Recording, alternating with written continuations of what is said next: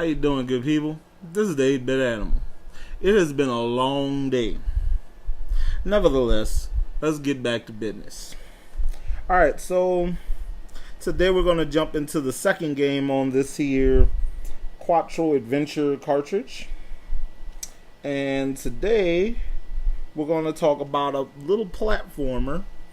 I believe this game was probably one of the 2 games on this cart that got its own sequel. The sequel came out on several different consoles, including the Mega Drive, apparently. Don't know if that got a US release, though. Anyway, like I said, it's a platformer, and this one has an interesting little quirk. I'll tell you about it in a sec. Today's game is, let's see where it's at.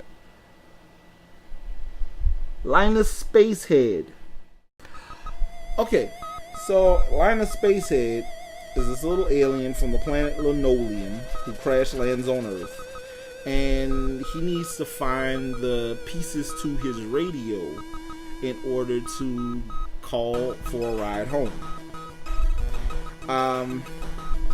Now, throughout the game, you have to dodge enemies and obstacles.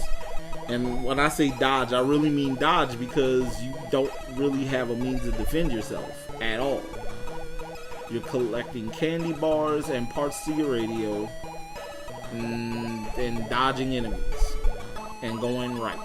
That's pretty much the point of this game. And each level has its own little quirks. Well, as far as the environments or what have you. One notable thing is, though, that the first level you start off underwater, and you have to make your way to the surface, all while collecting candy bars and any radio parts in underwater.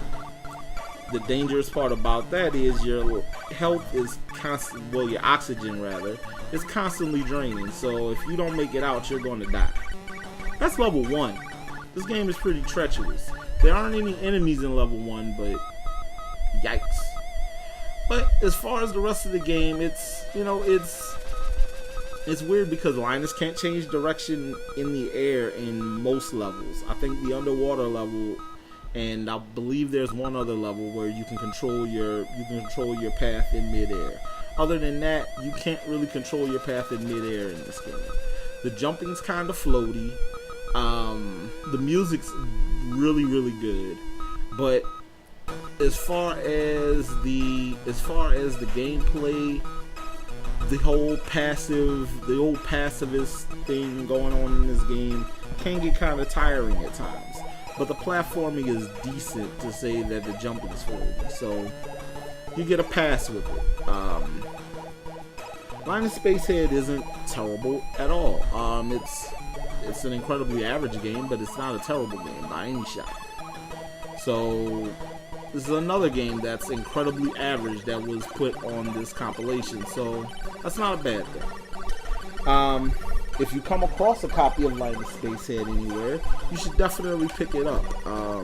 Well, considering it's a part of this compilation, you might want to pick up this compilation, actually. Now that I'm halfway through it, you should probably pick this up. It's a cool little piece to anybody's collection. And I believe there's this one. There's a Quattro Arcade and a Quattro Sports. I know the Quattro Sports was released in the US. Don't know if Quattro Arcade was released on the NES in the US. So you should definitely look those up and see if those other 2 are also available in the States. But yeah, Linus Spacehead is cool. It's it doesn't have the action that Super Robin Hood had, but it's okay. Better platforming than Super Robin Hood. Now tomorrow we're gonna look at another game that's pretty much, you don't really have a means to defend yourself. And that'll be the 3rd game in this 4-part. So stay tuned for that. This has been the 8-Bit Animal, and I will catch you beautiful people tomorrow.